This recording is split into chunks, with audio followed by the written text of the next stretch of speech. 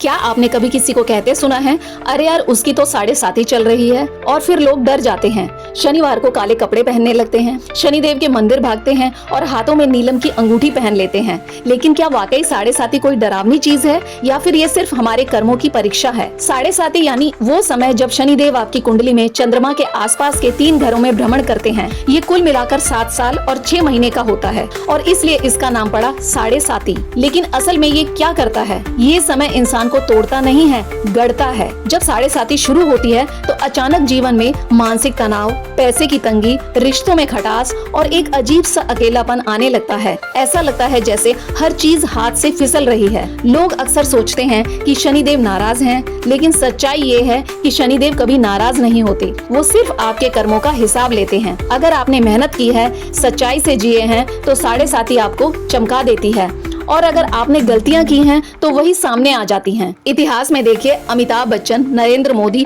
और अटल बिहारी वाजपेयी जैसे महान लोगों ने अपने जीवन के सबसे बड़े संघर्ष और फिर सफलता 7:30 के दौरान ही देखी। ये वक्त इंसान को अंदर से मजबूत बनाता है। तो क्या इससे बचा जा सकता है?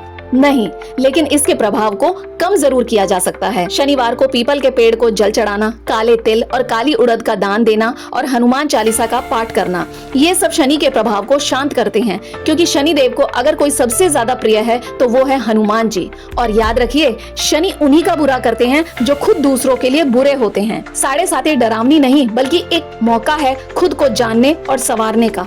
अगर आपने अच्छे कर्म किए हैं तो ये समय आपको आसमान तक पहुंचा सकता है, और अगर आप गलत रास्तों पर चल रहे हैं तो ये समय आपको आईना दिखाता है। तो अगली बार जब कोई कहे कि 7:30 चल रही है तो डरना नहीं, मुस्कुराना और कहना, शायद भगवान मुझे बड़ा बनाना चाहते हैं। अगर ये जानकारी आपको रोचक लगी तो ऐसे ही सनातन संस्कृति और जीवन से जुड़ी कहानियों के लिए हमारे चैनल ज्ञान ज्योति को सब्सक्राइब करें और बेल आइकन जरूर दबाएं। हम फिर मिलेंगे एक नई ज्ञान की कहानी के साथ। जय श्री राम।